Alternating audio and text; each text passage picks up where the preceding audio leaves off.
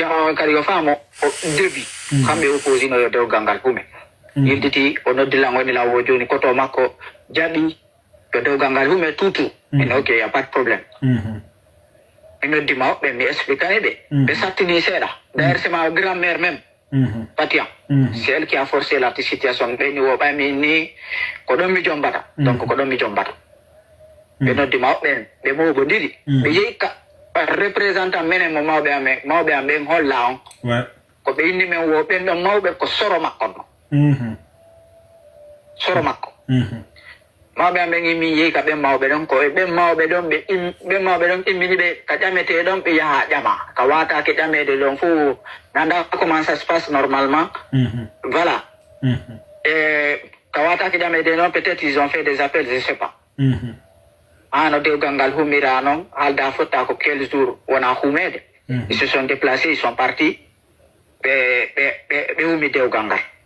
kafika babe makko e haka de gangal wondon ko mbono représentant makko ko no mari ko mola sa mari question go katti pe pa ok joni par exemple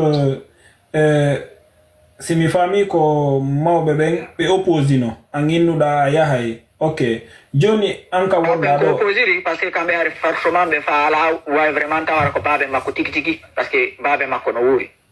ok joni kanko e nder hakkille makko den o waawuma ka hakkil o inni babe min ko nene anne yimi e jajang o waawuma don parce que kanko e nene makko e biro makko wondi ko nakiri babe makko ko fuuta to woni ok joni anga dum annali ada ese yali dabbitugol anda si babe makko no wuri e si babe makko wura franchement mi essayali no abode bledar o innuma o inni bab makko be indi bab makko ko labi won be wuri de na fi mayo be alal fi mayo kabari no afamali gram comme inni ko sia yehi jombugol ko ma humpitoda ok ko ni hon ko on sens do mi woni halirde ko do wani minni ko fi ko anga etaki natugol contact ange babe makko wawo yewtude parce que hande ko musi wo ko musi si tay on tigi feƴƴinali a faami hay fusu waɗali mo kanko jiwon ko yiɗuɗa mo fusu waɗala ɓen wonɓe alpha ɗon maɗo e carnaval to ɓe andi si quelque chose n'est arrivé ɓe andi j'étais tranquille à Bordeaux je marchais tranquille donc voilà quoi mi wurina ko yeyi kon sama j'étais fier j'étais tranquille dans ma tête donc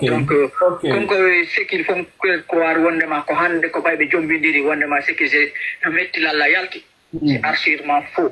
Ça me touche même pas. Ok. Comme il juste, ça fait des années, il n'a pas la récupérer le boudane parce qu'au mois d'août, nous ne pas pas mako, nous dit que ton mako, nous dit déjà de mako. Mais nous de boyalty depuis mois de mars. Au fil on a ani un hal de no wondema, au tout d'un, au yo bailambu, il y a big, que nous allons la mettre en boudane. On est là, on a des jiwon, au kanko jiwon beyo ta bejo ni la ngom plan.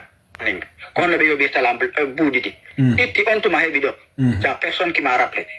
Sauf parmi wondema o jombama mi nodditimo nan ko mon ma wala nde komble daren si mi toñibe ibe wa yaltude be na mi toñibe ma mi jo won hakku na mi nyal mi noddi bapa makko min na mi ci o mo jombama o ni lan hi min non ngo wakile ke humugol dewgal e hore dewgal oni wono wo dewgal ala hakku na mi nyonde bodon sta ko dum mi jiwata min ok problème ala min noddirali on fi on debaro min na l'époque sa o yaltayno en haldi en fotti o yo bayla mbuddi on réagi sali mi yiltiti ke mi noddi ma bapa makko a prometti la ngoyo ba yo ba mini hani nan ka on proposition do mi tigi on ko me fala kon ko on ngandi on yetti décision mon okitira moi c'est pas mon problème mais problème man wala la mi tambodi andi tu sais ce que le gars m'a répondu il m'a répondu que la manière dont moi je voudrais qu'on me restitue mon argent c'est pas comme ça qu'on va me restituer mon argent kombo ali dun ko kaw makko bappa makko ok bappa makko wondo duma o bappa makko comment dire joni ko bappira makko don habbo jama do fo wonde ma mi ni mi joditi ok joni bappa makko on don be sappinno on quoi au début on bappa makko don ko bay men futti problème jiding avant moi je connaissais pas le gars parce que il est en Mauritanie je connaissais pas le bappa makko no Mauritanie on bappira kopira makko ngomo odom Canavaro wonno juinde odi on joni no tanke ko Mauritanie ok bappa famille makko gono Mauritanie bappa makko e mo wonno da yewtudude on no Mauritanie jentala bappa makko e koto makko ben non ko Mauritanie woni ok bay discussion on fuɗɗi natude kande suudu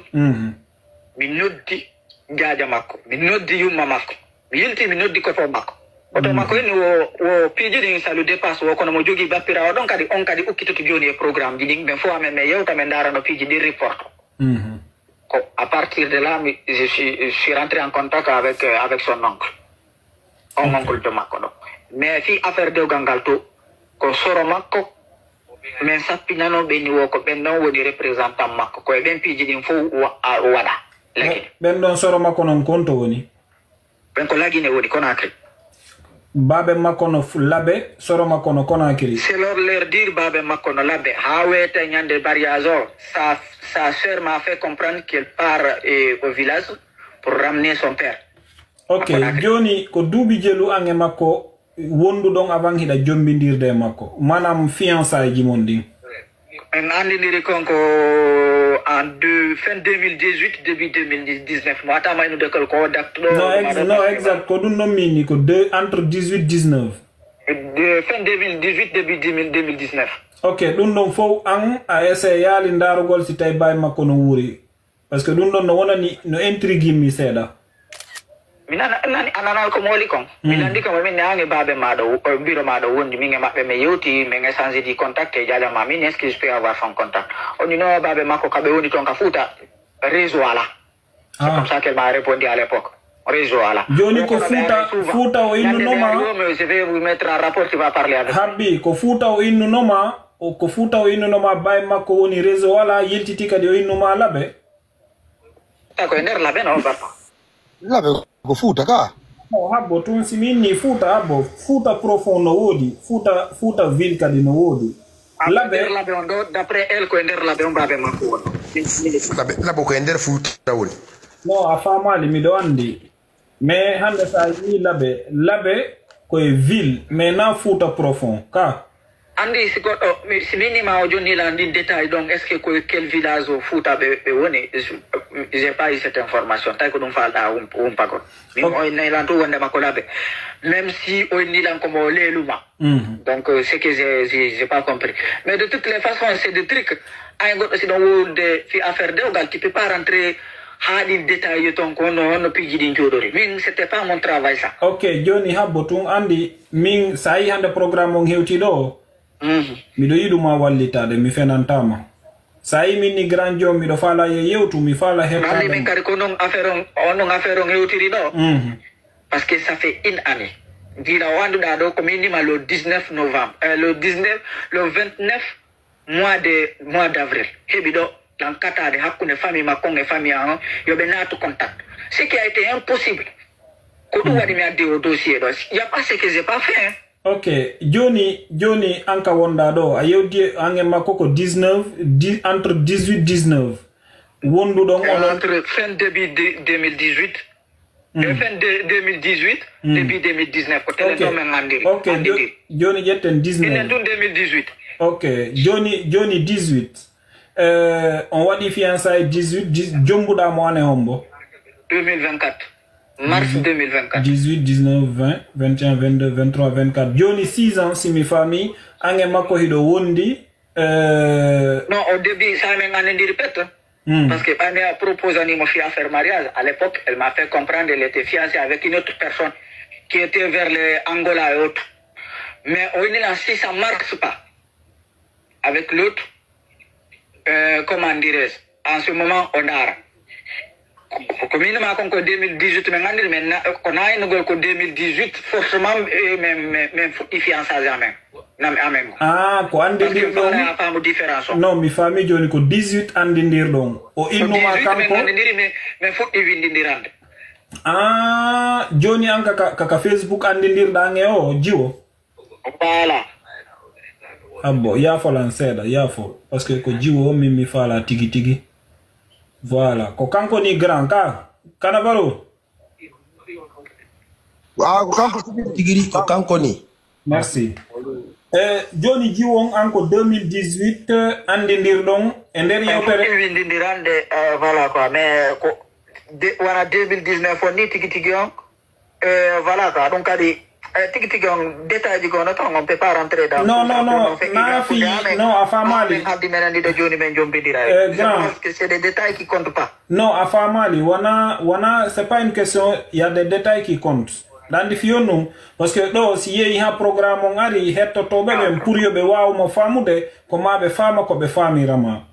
Ok, je t'écoute alors, boss. Merci beaucoup. Afamika, parce que awa watay no de goddo ni ayutiray ba mako o convaincali hetto to ben. C'est vrai. C'est vrai. Exactement. Afamika, joni jiwo ngonon dido on o inima 2018 himo yewtidude e wondo Angola kambe dido himo tangini e makko mariage. Ange dum do fo an innuda munyoto habboda ha o innuma si marsali mi munya ane dento la mi nal mi munyato. Ok. Ba mi woni mo mini ok mini mo mi souhaite mo bonne chance. Mais coupi don contact no il titori no. On il a wonde ma ça n'a pas marché avec l'autre. Parce que da famude. Ok. Voilà. Joni on coupe no. Même comment dirais-je même ça il me wondu no. Quand on reproche à Nolan, je suis en train de la faire attendre. Il y a d'autres personnes qui voulaient des trucs comme ça. Okay. Donc, là, il y a un Angola. Donc, on c'est-à-dire qu'on m'explique que on a des quoi, et des hondu mais on a qu'on a foutu au lit de Bankal. Est-ce que la femme quand femme a eu dans Irlanda de. Ok, habola, il y a fallu une minute. Fiala nam. Ok, Johnny ko dum do moni nude Johnny hande ka wonden do voilà Johnny ko 18 on bayro ngandindiri après yewtudo ngonon dido seda bayro yewti seda o inuma mi yehi habolan seda Johnny ko ane on bo reprendre do nginnuda nge makko wada e fiançailles année 2019 mais awa dum don durali quand même ka bata andi ça dépend ko duwadi min manane circonstance din en piji din no wonde ara jutal bay ko inane je sais pas si a calculer non j'accepte mais bon joni yalte non détail ko no men andi do yalte monsieur Marco Lando dire wana piji go. Ok, Johnny lundo nge wadi close, y a pas de problème. Johnny non onondo dido par exemple bayru honno inete kanko parce que minani be na wo hari ko jomba do seda si mi fami. Elle m'a jamais parlé de ça. Jamais de la vie. Ha hande o inali makanko ko jomba do seda ha hande. Jamais de la vie. Mo jogi mi wurina acha yake nani mi wurina ko wonno la wolande ba da andi yimbe ben si on yoti fi faire mariage il y a certains trucs ko bi wonno do yotude moi elle m'a fait comprendre elle était OK. Donc voilà. Ah kanko est-ce que mo jogi no bibbe wala bibbe? Non, elle m'a fait comprendre qu'il m'a OK. Bledar, nima o hari ko inima ko vierge. Ko no ma wondo vierge de tadi Bledar. Ni lando la andi so jomba mama so jomba ka. Non, mi fama si mi fami o inima kanko ha hande o yidale gorko.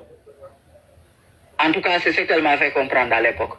Elle m'a fait comprendre. C'est ce qu'elle m'avait dit à l'époque. C'est entre elle et Dieu, je sais pas.